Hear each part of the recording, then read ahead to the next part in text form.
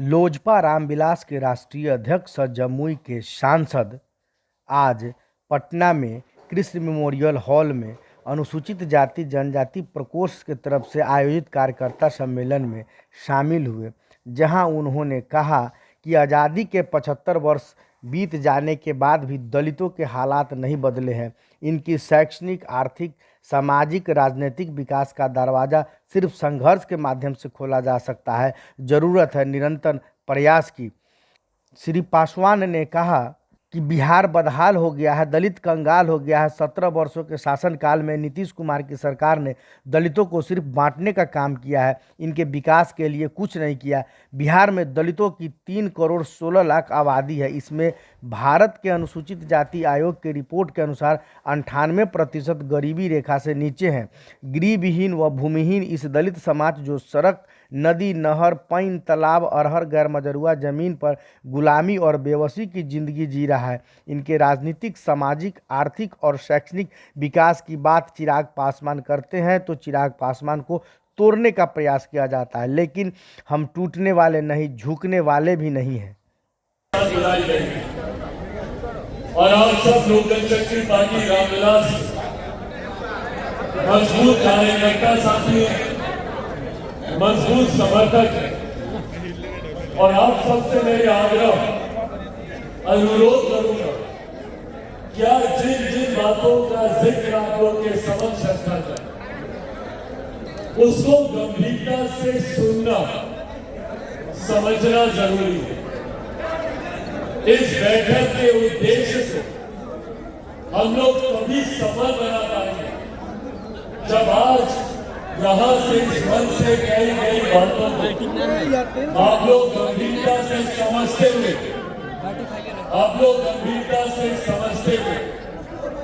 उन बातों पर अमल करेंगे, तभी सही मायनों में हम लोग लोक जनशक्ति पार्टी रामविलास, हमारे संस्थापक, हमारे नेता आदरणीय रामविलास पासवान जी के सपनों को पूरा कर पाएंगे।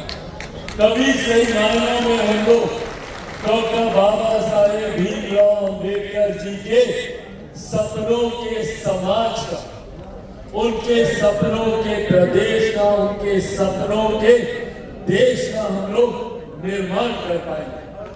आज हकीकत है कि आजादी के 75 साल के बाद भी जिस समाज की कल्पना डॉक्टर बाबा साहेब भीमराव अम्बेडकर ने की थी, जिस समाज की कल्पना हमारे नेता आदरणीय रामविलास पासवान जी ने की थी, आज भी हम लोग उसको सार्थक नहीं कर पाए। आज भी समाज में कई ऐसी त्रुटियां हैं, आज भी समाज में कई ऐसे उदाहरण हैं जो इस बात को दर्शाते हैं कि जिस उद्देश्य के साथ डॉक्टर बाबा साहेब भीमराव अम्बेडकर, हमारे नेता आदरणीय रामविलास पासवान जी निरंतरता में संघर्ष करता है, आज भी उसमें कई कमियां बाकी हैं। और आज भी हम लोग को उस मेहनत को, उस संघर्ष को जारी रखने की जरूरत है। तभी सही मायनों में हम लोग उस अंजाम तक पहुंच पाएंगे जिस अंजाम की कल्पना हमारे पूर्वजों ने की। अनुसूचित जाति जनजाति क्या है, पहले ये हम लोगों को जानना, समझना जरूरी। क्या है अनुसूचित जाति समाज, क्या है अनुसूचित जनजाति समाज? कई लोग इसको बोलचाल की भाषा में दलित समाज बोलते हैं। हमारे प्रदेश में तो भैया और बंटवारा किया। उन्होंने तो कहा गया, बिहार सरकार, मुख्यमंत्री नीतीश कुमार जी ने सुनिश्चित किया कि बिहार में शिक्षा का अभाव। उन्होंने सुनिश्चित किया कि बिहार का कोई बिहारी पढ़ लिख ना जाए, क्योंकि अगर बिहारी पढ़ लिख गया तो वो अपने अधिकारों की मांग करेगा, अपने हक की मांग करेगा, जैसे आज चिराग पासवान मुख्यमंत्री जी से। इसीलिए जाकर देख लीजिए बिहार के स्कूलों के क्या हालात है, प्राथमिक विद्यालय है, वहां पर जाकर देख लीजिए, ना उचित भवन है, ना बैठने की व्यवस्था है, ना शिक्षक है। ऐसे हालात बना दिए गए ताकि बिहार के युवा बिहार में पढ़ लेते हैं, परिणाम स्वरूप हम लोग मजबूर होते हैं दूसरे प्रदेश जाने के। और दूसरे प्रदेश की परिस्थिति जान लीजिए भैया, वहां पर हम लोगों पे लाठियां चलाई जाती, हम लोग को अपमानित किया जाता है, बिहारी शब्द तक को गाली बना दिया गया। क्यों बना दिया गया भाई?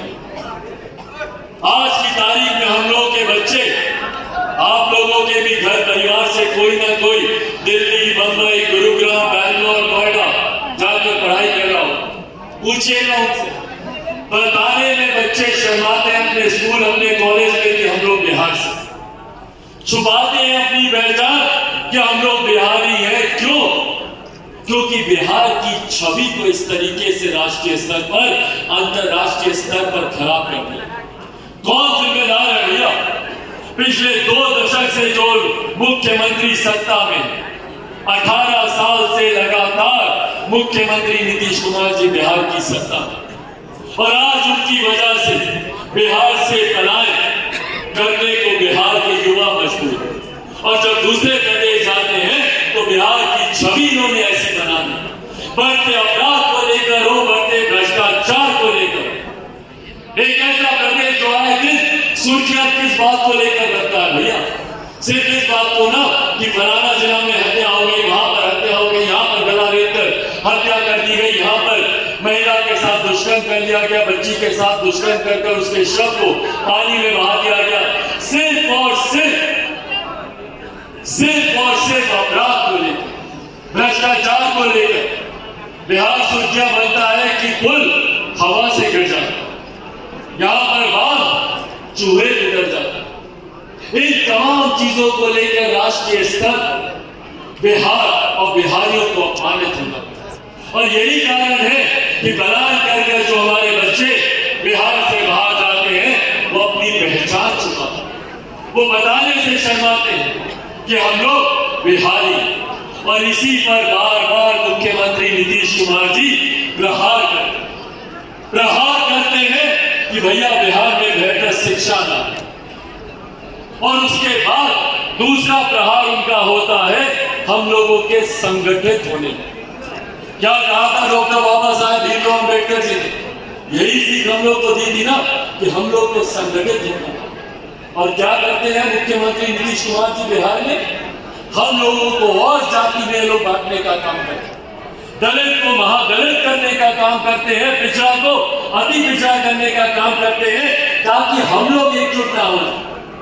क्योंकि अगर हम लोग सही मायनों में एकजुट हो गए, एकत्रित हो गए, तो मुख्यमंत्री नीतीश कुमार जी 7 जन्म में कभी बिहार के मुख्यमंत्री नहीं बन पाएंगे। सबको चिराग पासवान बनकर बिहार के गांव-गांव, प्रखंड-प्रखंड, घर-घर तक जाकर बिहार फर्स्ट और बिहारी फर्स्ट के बारे में बताना होगा। बोलिए, बनेंगे चिराग पासवान? दोनों हाथ उठाकर बताएं, बनेंगे चिराग पासवान? बनेंगे चिराग पासवान? बनेंगे चिराग पासवान? बनेंगे चिराग पासवान? बनेंगे चिराग पासवान? साथियों, ये विश्वास दिलाता हूं, आप लोग बस एक कदम चलिए, मैं आप लोगों के साथ 100 कदम चलने को तैयार हूं। इसके साथ आप लोग का इसी तरीके से मिलता है।